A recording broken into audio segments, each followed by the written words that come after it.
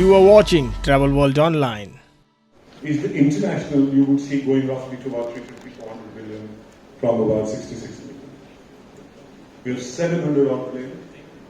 You would see the fleet size going roughly closer to 4,000, which is both domestic, wide body, narrow body. Can you shift here, please? Going to go, actually, it's long.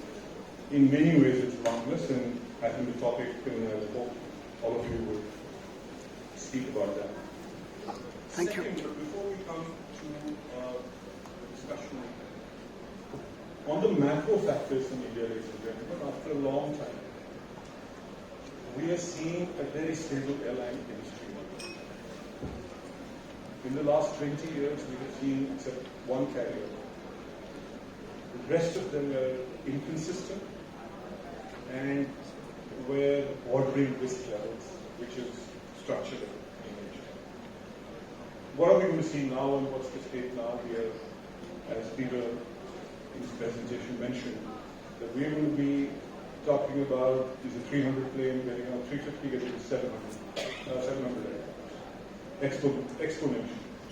They have the brand, the product, technology, cash, and highest level of strategic determination to maintain them. I think you will see them going from one extreme to the other extreme in the next 10 years. 7 years. Second big pillar, as we heard Nipun talking in the morning, is a world-class airline in the region, which, ladies and gentlemen, India would not have seen. It may take a couple of years for Air India to emerge in terms of standard product, processes, systems, technology, and new platforms. There's going to be second major pillar and going to be critical for long haul. India had a shortage of long haul aircraft. We didn't grow. These guys are bringing almost close to 59 you have got. I think 15 more coming. Some would be replacements. So 17, 18 wide body aircraft just in 1 year. We have Praveen here. I think the third pillar, with the new investor push likely, you would see them almost three-figure in terms of aircraft size, possibly more via 530. And you may see them ordering big. I would think the numbers may be much bigger, what's probably recognized. So all is, I think, ladies and gentlemen, first time that we have a structural advantage in our airline system, and this is good for everybody.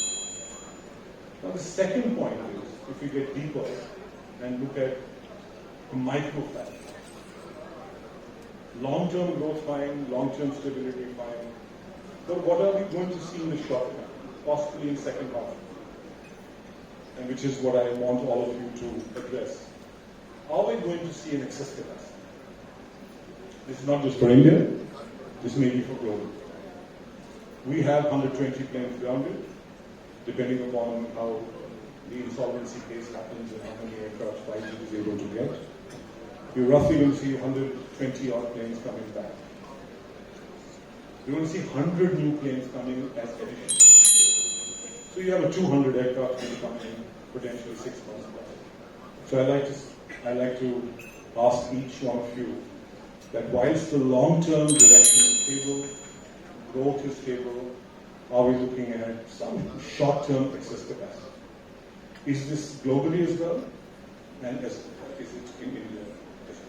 And then the factors which are barriers to growth, which we may have been already seeing, acute shortage of pilots. You will see the maintenance engineers, ATCO, BTCO, many other airport slots. Some of these factors may come as barriers to growth. But to close, I'd like to say, having seen this industry for about 20 years, this is the first time I'm seeing a very stable airline system. And Indigo moving from one extreme to the other extreme. A world-class Air India in the making, which you will see from next year. And the third pillar, hopefully going up to 100 plus aircrafts by FY. So that's where I wanted to summarize. I will start with CEO from Sri Lankan Airlines. Thank you very much for being here and giving a warm round of applause. Now, long-term growth, which you see in Sri Lanka, has moved from some 3 million odd airport packs to almost 10 million, almost nearing double digits. You have led the airline in a crisis period, you're back to profitability. Tell us about long-term growth first. And are we going to see in the short term excess capacity, as may be evident as you would see globally as well, or the kind of capacity that's coming in is going to be absorbed by the market? Is that, and then are the barriers such as skill side, technology, people, workforce, is there anything else that you'd like to add? Let's first check if this is working. First of all, I'd like to thank you all very much, Jyoti, for holding this convention in Sri Lanka. It's very, very timely for us, not just because we need the support of the Indian travelling public, but also with what the country has been through over the last year. Somebody was talking about change on the last panel. And I think organisations change for two reasons. They either change because they've always changed and it's a part of their DNA, or they change because they're coming out of a crisis. And if you're somewhere in the middle, it's much harder. And with what we're doing in Sri Lanka at the moment, we're looking at, we've come really through the crucible, we've had our own problems, and that was coming on the back of COVID, and we're now really looking at how we develop going forward. And you all heard the opportunities for tourism from the President yesterday.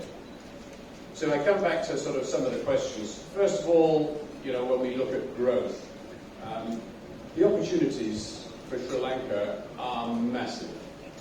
When we just look at India, I think the last month I looked at, in April, there were 12,000 tourists from a population of 1.4 billion to the closest international beach destination, which also has all of the other things that you would want in anywhere that you're going to go to in Southeast Asia, whether it be Buddhist shrines, whether it be rainforests, whether it be history, whether it be food. We've got fantastic hospitality. So when I look at the traffic that we're getting at the moment, it is a fraction, a real fraction of what it should be today, let alone with the way that India is growing going forward. So when we look at the number of aircraft that we should have in Sri Lanka, you look at India. India has a population of 64 times what we have in Sri Lanka. So when we look at your order of Indigo and Air India together at 1,000 aircraft, for us that's the equivalent of taking 15 new aircraft in the next however many years you want to look at, maybe 7-8 years, including replacing some. So we don't see that the growth that we're looking at here as being supercharged. We look at it as being growth that is naturally there and that the market will support. I think the bigger challenges that we all have at the moment are that trying to find aircraft at the moment is very difficult. So if you look at the manufacturers, they are sold out. You can't get a new aircraft for 4 or 5 years. If you look at the used aircraft market or the leasing market, aircraft are now very, very scarce. We all have our engine issues, and I think it's going to take 2 or 3 years for those to work through the system. I certainly don't see overcapacity in the short term. Maybe 1 or 2 routes from the Gulf where they put in more and more wide-body aircraft to a small island. But at a macro level, I don't see any sense of oversupply. And I think that the opportunities for growth in this region, when we look at India, the size of the population and the growing wealth, and we look at Sri Lanka and the opportunities for this country, I think we just need to keep moving forward. And I think that when we look at what you've done in India, we look at the story, we listen to Peter, the inspiration is there for us to get our own act together here and start building up the infrastructure and start building up the airline, and that's what we're looking at going forward, 1 step at a time. You have a lot of experience globally, almost in every continent. If you could tell me that based on your experience, you're experiencing somewhere to prevent travel. People are traveling maybe 2 times a year. There's a tremendous demand for travel. Do you think this is permanent? At what point in time, according to you, it will get back to, it will get normalized? And what happens to the industry in terms of profitability once we are normalized back to what we need? Because right now the use that we are seeing is not sustainable. I agree with the shortage of planes. Once that gets over, do you think post that we're going to see some changes?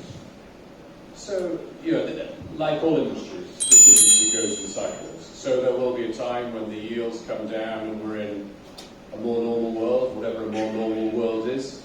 But I think it's going to take time. I mean, we talk about the lack of aircraft and engines that are around at the moment, and we look at some of these orders that are out there, and anybody who wants to order a new plane now, you can't get a plane for 4 or 5 years unless somebody else cancels an order. And I think one of the lessons we look at, I know that you have flight shaming in some parts of the world, but the number of people in the developing world that are moving and flying for the first time, and the millennials, and when people start to travel, you don't see many people stop traveling. So I think the growth is going to be there for a long time. I think that yields will stay high for a while. It may vary by region, but I think generally they will stay high for a while, because I don't think that capacity is going to catch up. There will be a time in the future, and it could get accelerated by another world crisis. I mean, that happens, like we had with COVID. Hopefully not. But sooner or later, yes, there will be a correction, because the world goes through cycles. There will be a time when we're competing a little bit more, and that's when it's important for every carrier to know what it's about and to make sure that it knows who its customers are and that it's delivering for them. But I think at the moment, this time of elevated yields and constraints is probably going to be there for who knows how long, but certainly another 2 or 3 years. That's my gut feel anyway. Tell us, in Sri Lanka, you talked about the potential. How is airport infrastructure? Do you have adequate airport infrastructure? What else is happening to basically make sure that you utilize this potential? Well, so we're going through a process at the moment. So even the airline itself, we're going through a privatization process, or that's what the government is looking at doing. So at the moment, we're trying to get back fleet to where it was pre-COVID over the next 12 to 18 months. In our own business plans, we actually see that increasing by another 30% over the next couple of years, and we think that that is very much organic growth. If we look at the airport, they are building a new terminal. The current airport is already constrained at peak times, and when we get wide bodies coming in from the Gulf, you see those queues and they go all the way down the departure hall because there's nowhere for them to go backwards. So yes, we do need a new airport and an expansion of capacity. But work on the new terminal that was stopped last year has now restarted. So hopefully within the next couple of years we'll have a new terminal and we'll be double the size that we are today. And tell me, post-COVID, any changes from a consumer perspective, employee perspective? Is there anything that you were seeing from your airline perspective which is likely to stay and which is permanent? We talked about consumer shifts, digitalization is inevitable. How is that connecting a new airline, creating a new airline? Well, so I guess we've got all of those trends going on. I think when we look at the world post-COVID or during COVID, I think the one thing that we've all learned is that we're really terrible at forecasting. But I think one of the challenges that we look at for Sri Lanka when we look at the world as it goes forward is that in the past, when we looked at things like tourism, we used to rely on package tourism, we used to look at groups, and people would do the same tours. And I think what we're finding now is that as we get into more mature markets, people want to travel much more as individuals and family groups. They've got special interests. And so I think the challenge for all of us is to diversify what we offer. And if you look at somewhere like Sri Lanka, it's not about massive properties. It's about, we've got many, many small hotels, boutiques, and it's about how do we showcase that to the world and how do we distribute. Because it's what the consumer wants, but how do we make sure that we get what we have out there and how we do it in the right way. Excellent, thank you very much. Vinay, to you. We've got Peter's presentation, so I'm not sure what will be your comments. Just tell us, how do you see this exceptional growth? Yeah, thanks, Kapil. Before we talk about growth, just one, we heard from Peter about industry growth, individual growth, so some broad highlights from your perspective. Sure. Thanks, Kapil. Thank you, Jyoti-ji. Thanks everyone for being here. Jyoti spoke about the trillion economy and growing. Arvind spoke about the buoyancy that is expected, and and even Malvin spoke and called it the sweet spot. I think all of these dovetail into the same thing, that we are in the right place at the right time, and aviation industry is very much set for growth. It's quite interesting to see when 65 to 70% of the world's population lives in 7 to 8 hours of flying time from India. Where else can the growth be? I would like to say that sky is not the limit. The limit is our own vision. And to labor the point what has been said earlier, allow me to just structure this into 4 quick parts, Kapil and everybody. We'll talk about the market, the marketplace in which we operate. I'd like to talk a little about the aircraft. We've spoken a lot about the aircraft this morning. There's a third topic of airports, an integral part, and something which many of us tend to miss, which is passports and visas, which is truly crucial to international travel. So sky is not the limit when you're in a marketplace with 1.4 billion people in a country, 65% of whom are below the age of 35. The runway for air travel in India is a long, seemingly never-ending one. Sky is certainly not the limit when CAPA itself, CAPA India predicts that there will be 160 million or 60 crore people in domestic aviation will be taking place in this current fiscal, well over 13.6 crores last year. In fact, the experts also believe that this figure will double up to 35 crores by 2029, 2030. I'm using a few statistics because so much has been said earlier, I need to quickly make sure that you hear something different now. Talking about airports, people also mentioned India has 700 aircraft, China has close to 4,000, USA has hovering figure around 12 to 13,000. Yes, India with a population of 1.4 billion, we have half an airplane, 0.5 per million population. Goes up to 3.1 for China. In fact, China has taken over India by 3 million people already, as you would know. But USA is 30 aircraft per 100 million of population, with their population being close to 400,000. And sky is certainly not the limit when Boeing itself says that the 700 aircraft in India will grow to 2,500 in the next 20 years. A little pun intended. Sky is certainly not the limit. Let me read this out. Sky is certainly not the limit when one airline itself is pegged to grow in its size and scale to twice its size by the end of this decade. And that airline goes on having an order book of 500 aircraft and swells up the order book by yet another 500 for the next decade. Having spoken about the marketplace and the aircraft, let's come down to airports. With all these aircraft, it's not a surprise that we have increased our airports from 74 to 120, 140. Even the Honorable Minister spoke about the figure. But the same Minister, Mr. Jyotiraditta Sindhu, has also said that by 2025, in the next 5 years, we will be adding more and more airports, and we will be 220 airports in the country. This itself is talking about that the growth in India is conspicuous. A point which we cannot afford to ignore is that India is now becoming even a hub. We ourselves at Indigo are seeing hundreds of passengers a year. Hundreds of passengers a week traveling from Bahrain to Phuket, traveling from Dubai to Bangkok. Can you hold on to that? I want you to ask you next. All right. A little more broader part of Okay. international. So I'll hold on to that one to a couple last, but India is truly becoming a hub. Very, very important. Talking about passports, my last point, passports and visas, this is absolutely integral. India has less than 100 million passports in India. There are 100 million passport holders, 96 million to be precise as of December last year. Every time we add 1% to this number, we add 14 million passport holders. Now 14 million passport holders means 14 million more eligible international travelers, ladies and gentlemen.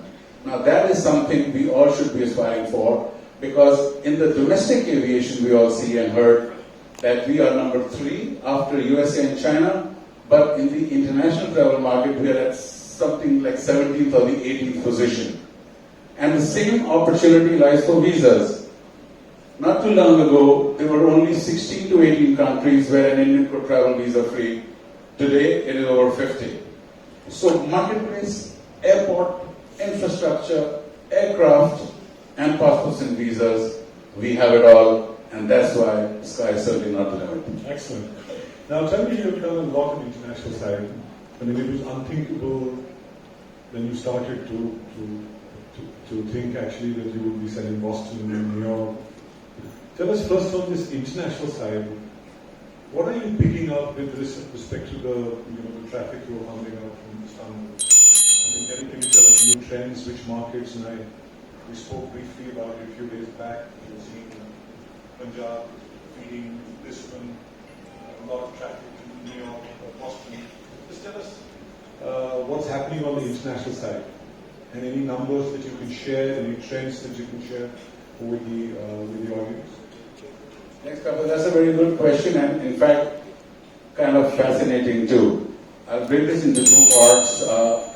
Our own growth as Indigo directly and through our codeshare partners. So we sleep with some of the best in the business in terms of having our codeshares. We have codeshare partnerships with Air France KLM, American Airlines, Turkish we spoke about, Qantas, Qatar Airways, and Virgin Atlantic. Talking about our codeshare partnership with Turkish, we are flying to 33 destinations in Europe. And we have just recently, as recently as 2.5 weeks ago, added 4 points even in the US. 3 on the East Coast, that's Boston, Washington, and New York, and Chicago, O'Hare, Central South. These 33 points in Europe, sometimes even we get fascinated. We open flights and we find people going to Dublin, we find people going to Berlin, we find people going to Lisbon. And we've opened the flight a couple of hours ago, and we have, even if it's in trickles, 30, 40, 50 bookings pouring in. So similar to the case with US. I wanted to just focus more. Are you seeing more that on the non-metro side? Because last time we spoke, you said the Punjab market, Chandigarh market, you're seeing passengers going to Lisbon. Can you share with them that what is this new trend of traffic? Vipul was saying the international is just not started. I exactly believe it's most underpenetrated in India. Right. Tell us what you're picking up from the codeshare, particularly to Europe and the United States. You're picking up a lot of traffic. Is it metro or is it non-metro? And are there any pockets or just evenly spread? Kapil, it's a combination of both. So, like Peter mentioned, the Indigo flies to 78 cities in the country. Now, all the 78 cities are not connected directly or non-stop to an international destination, say New York. But people from Amritsar, people from Chandigarh, people from Lucknow, people from Surat, people from Ahmedabad, who aspire to go to these greener pastures in the Western world, they can easily go with us because we cover India like nobody does, and our partners like Turkish Airlines are extremely well networked in Europe. So it is a seamless way of selling people. It's a seamless connectivity for a passenger who boards in, let us say, Amritsar, books his baggage up to Birmingham, checks in only once through to Birmingham, and when he gets there, he finds a seamless connectivity with his baggage delivered in Birmingham itself. So that's the advantage. NDC adoption. Last question before we go to Praveen. Any plans on NDC? What's the status with respect to NDC? Though we have Rakesh, we talked about it in detail. Can you share something with us? In a nutshell, of course, Rakesh is the expert. His knowledge will far surpass mine. But we, as an airline, are cognizant of the fact that we need to have all kinds of hybrid models in our business.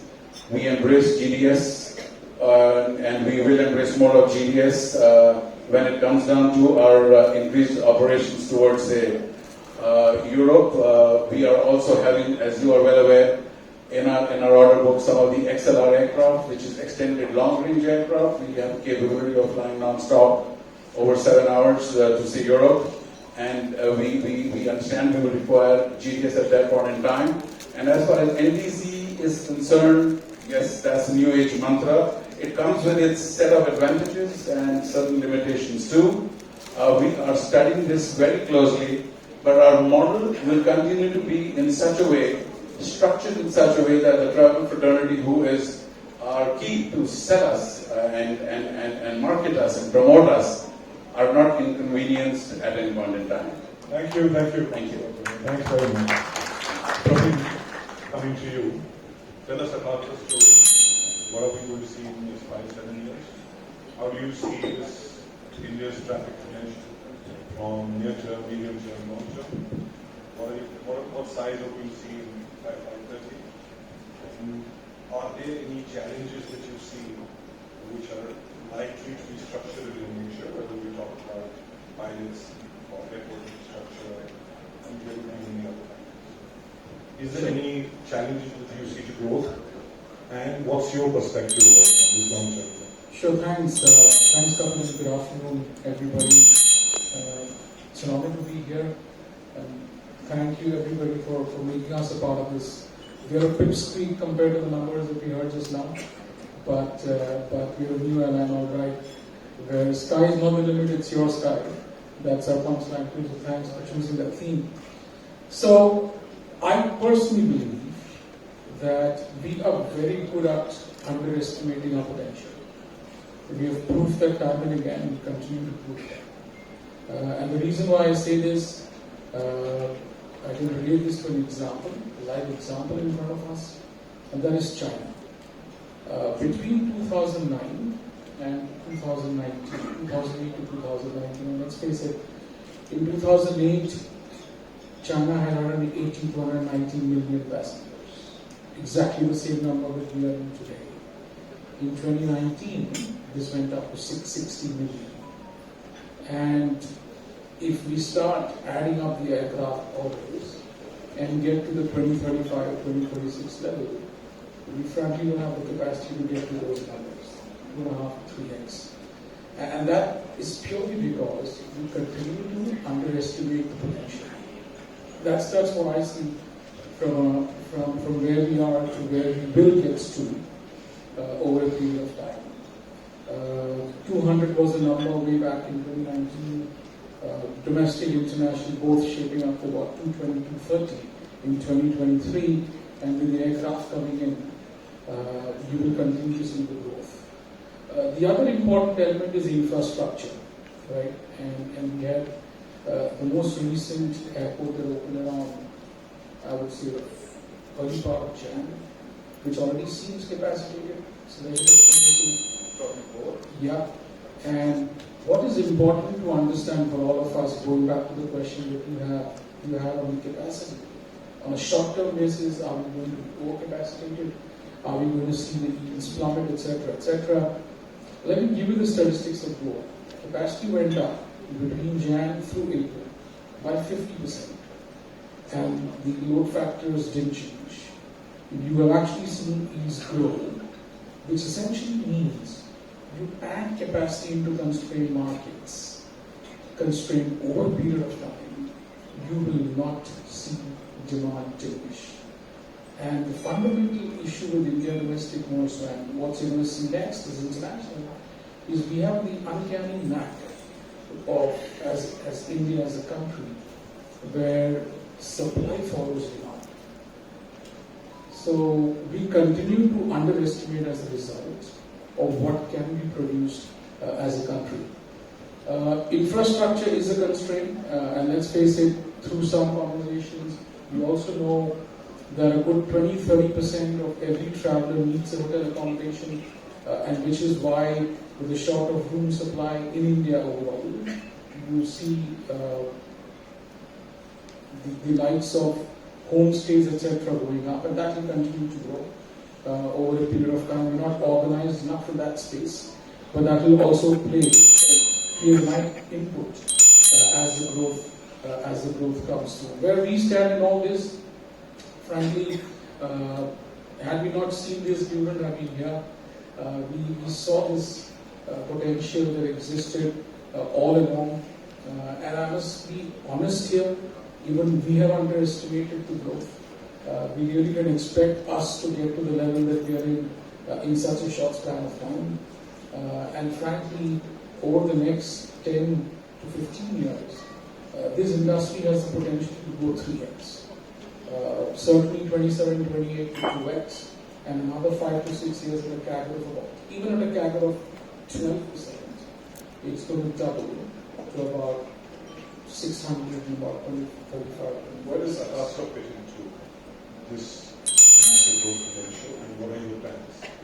Anything that's strategic and not looking at, anything that you can share with us? So what we have reconciled to the fact is that we are a pipsqueak compared to the two giants that we have in the room. So we are happy to be the number 3 player, and we will continue to be the number 3 player. We are aware of that, because combined, the objective that we want to create for ourselves and for the people of India is to create an airline which offers affordable fares and offers the right customer service. That's our intent of creating what we have created so far. We also see immense potential in the tier 2, tier 3 cities. In fact, a lot of our flight connectivity is to tier 2, tier 3 cities, and some of the yields that you see in some of these markets, which is remarkable. We heard about 20-25% growth in markets like Badogra. They're all constrained today. They're all going to open up over a period of time. Our ATMs that we see with one runway capability is far lower compared to the best in the industry. So as that infrastructure landscape grows, as the connectivity improves, you will see in a sustained manner, be it short, medium or long term, India can absorb all the capacity that's coming in. Tell us, you said about pricing, and I'd like to ask because that's a very important factor. We have seen strategic shifts in pricing. I haven't seen this pricing ever. It may not last. What's your view of the yields going forward, number one? Because you don't have any legacy issues, is there any advantage that you have in terms of NDC adoption? Are you doing something related to that? With these two questions we could answer. Sure. So, Kapil, if you look at the history of how this industry has evolved, you will see that there has been no planned entry into this industry, except for Indigo that set the standard way back, where it placed huge orders right from the word go, had a very good plan in place. All other airlines that you've seen evolve has been, let's start, let's see how it goes, and then we figure out how to take this forward. I think that is changing. And I would like to reiterate this. Over the next few years, you will see a few more airlines with a plan that will execute that plan. And the moment you approach this as a long-term play, and not as a, come on, let's try and see how it goes, it changes the whole landscape for you as an enterprise, and it changes the way you approach each and every aspect of how you run the business. And let's face it, this is a capital-intensive business and a high-cost business, and a significant portion of the cost is beyond your control. And which is why it's so important for you to plan this the right way. And with the history being against this industry, where you've got more failures than successes, as you move forward, you will have a lot more successes than failures, because fundamentally, airlines are changing the way they approach to start and the entry into the industry. Right? And that's why I firmly believe, as things move forward, I think this industry is going to financially get more stronger, more better than where it was in the past. And as a result, if you want to run a sustainable business, and if you want to run a profitable business, let's face it, you're not in the business of charity, you will see a lot of discipline around that space and pricing as well.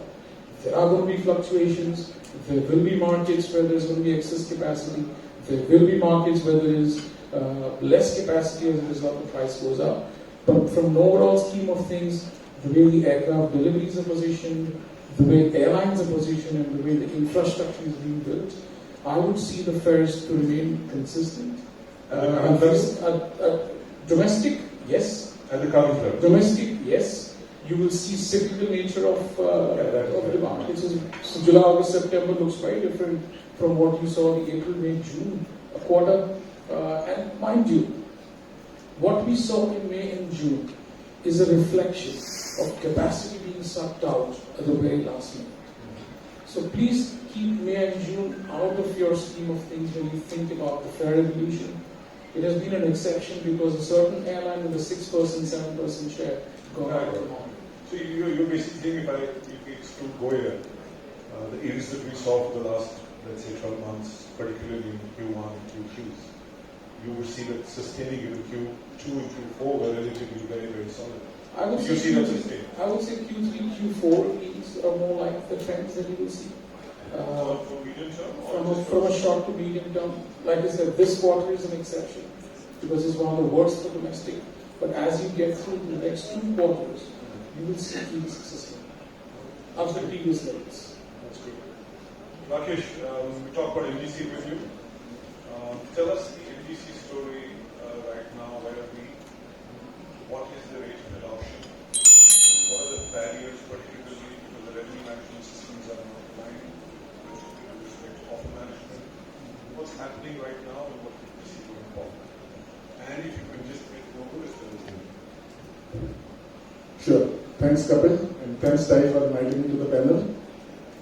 NDC, yes, it's a very, it's not a new subject. In fact, the first time it surfaced was in a meeting in IATA think tank more than 10 years ago. But really, 2017 was the year when the first airline got NDC certified. Some kind of protocol in terms of standardization, standard 17.3 was already released. And then COVID happened. It went through a bit of slowdown.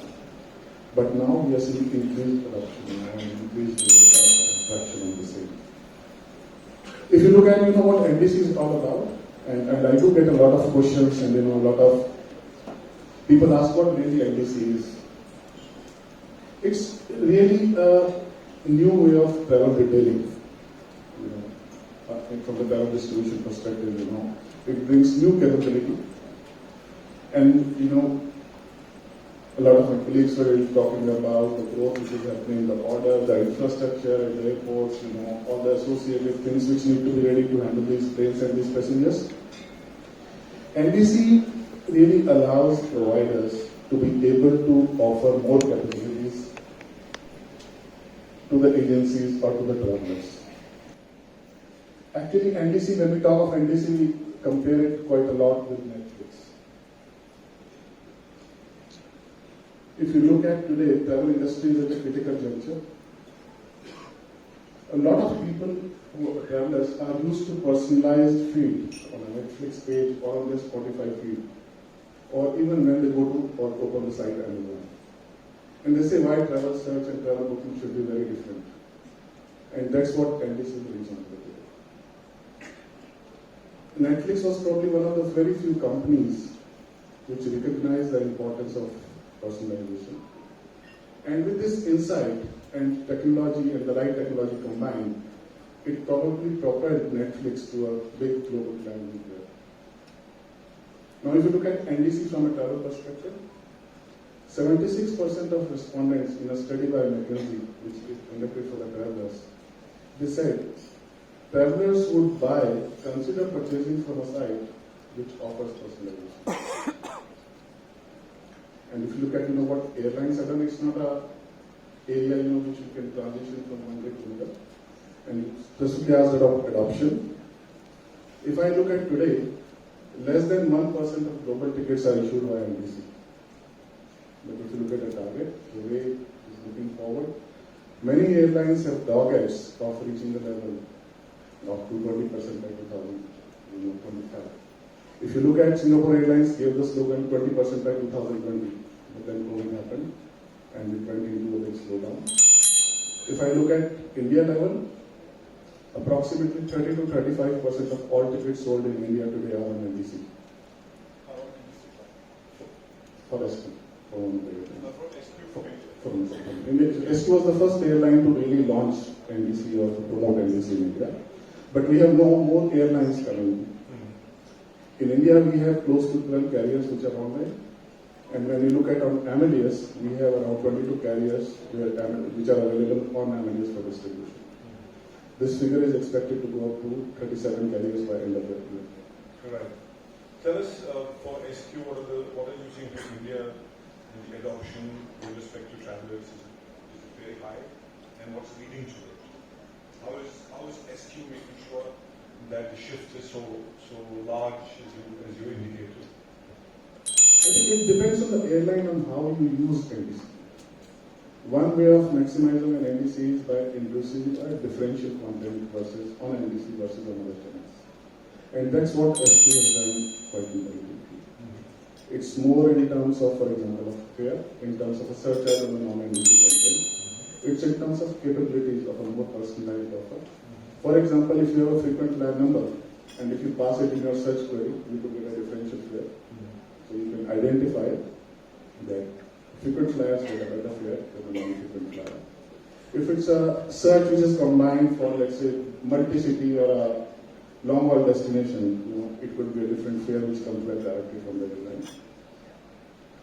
And we talk about pricing, and Praveen was mentioning about pricing. NDC enables dynamic pricing and continuous pricing. If you look at the traditional concept, the airline was normally limited to 26 classes and thus 26 pricing levels.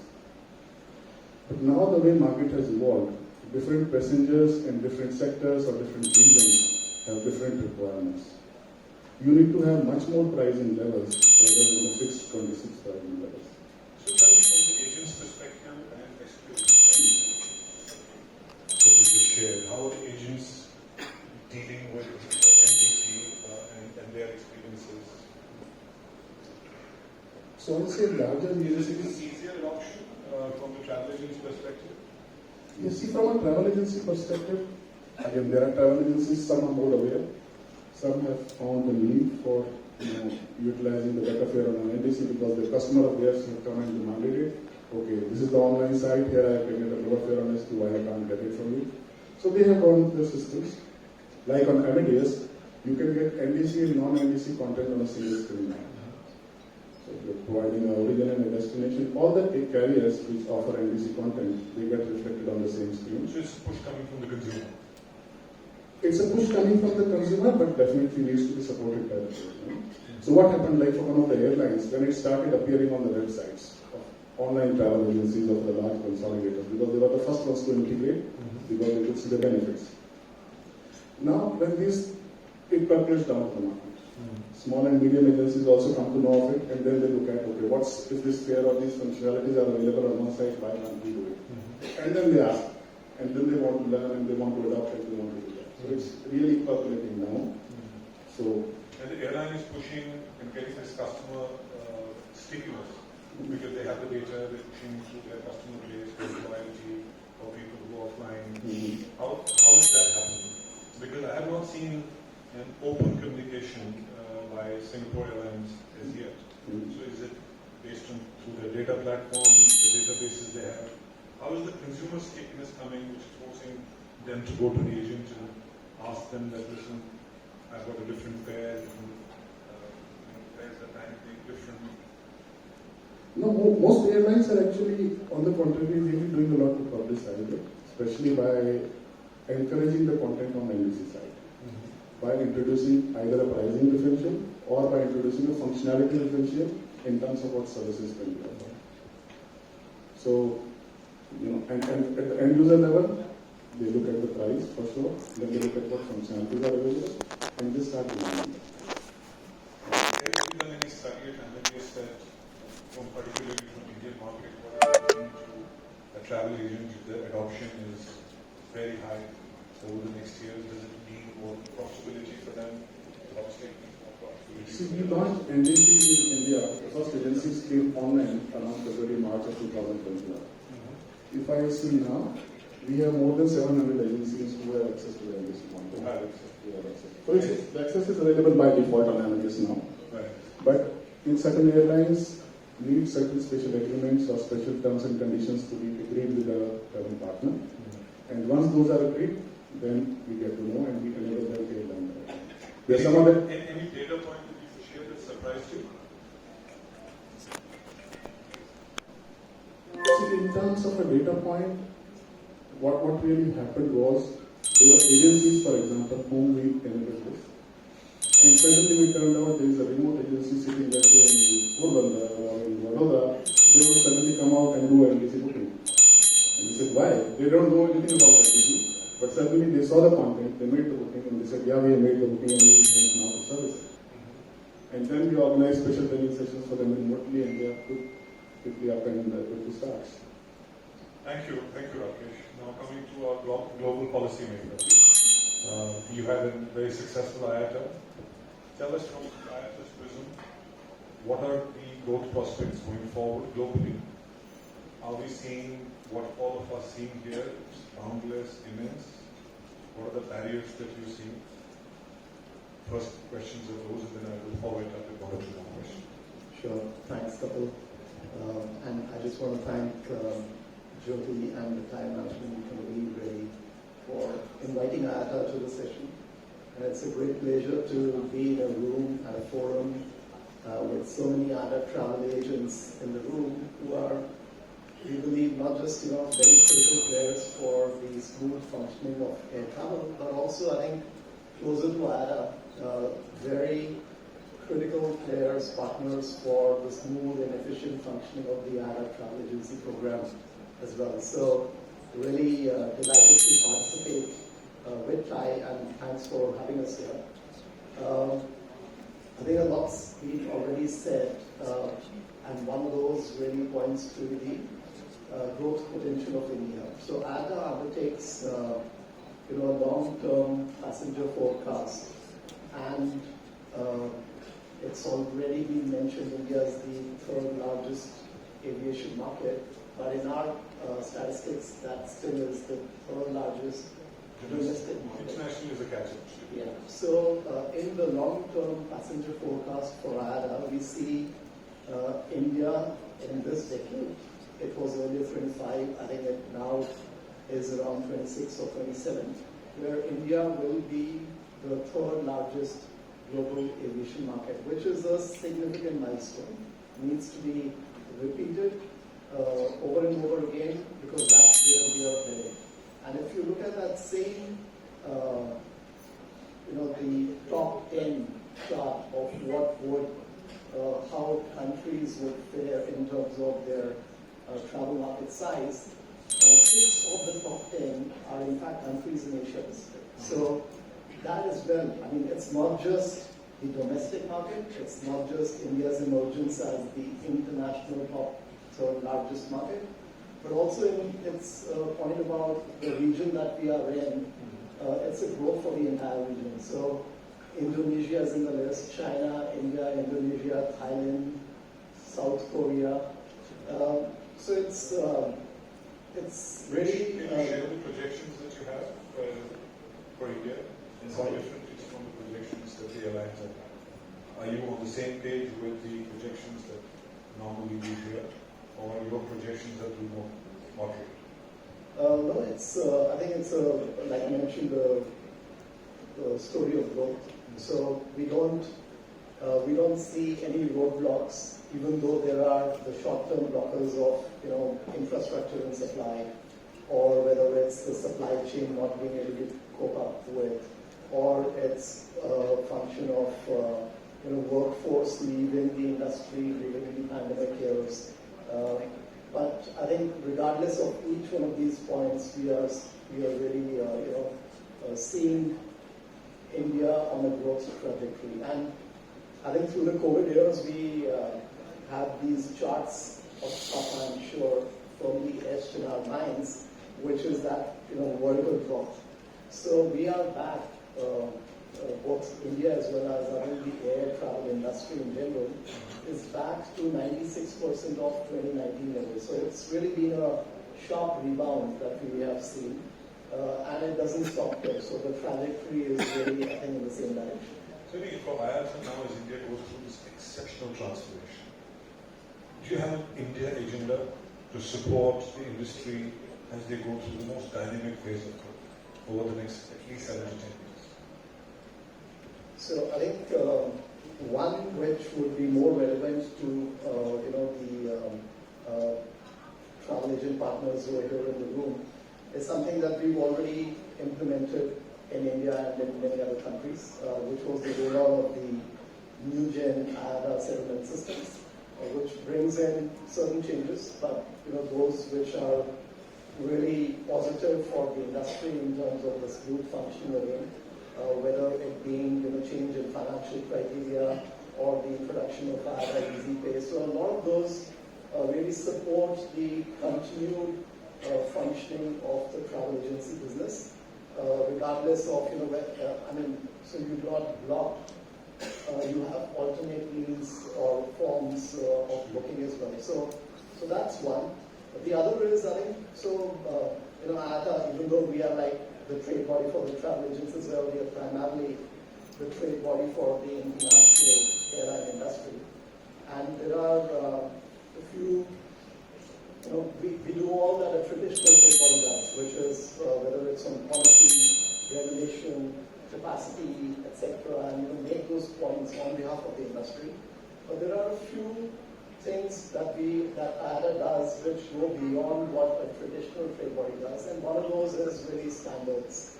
So standards in the field of course, the distribution area, and these really, I think, help to do a few things, which, for example, simplify the common processes which exist in the industry. Every flight has two ends to it, so you need commonality in terms of the passenger experience on both ends of the flight and the systems and the processes that kind of drive that. So it's really taking on standard development, which is typically in the form of IATA resolutions, to one, simplify the common processes, but also reduce for the industry the costs and the complexity that arises, all with the passenger facilitation in mind. Are you seeing anything on the institutional side that you're doing in terms of bringing best practices to the industry? Because remember, we collaborated in a couple of studies before. Is there something that you share best practices with the industry on an institutional level, with regulatory policy, competition, ESG? Anything that is the agenda? Because we're going to go through, at least what I've seen industry the last 20 years on the 24/7 basis. We're going to go through an exponential change of changes.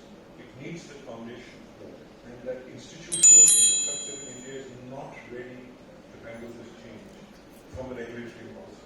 I talked to ACI the other day. Is IATA assisting the policymakers in the industry through this critical transition?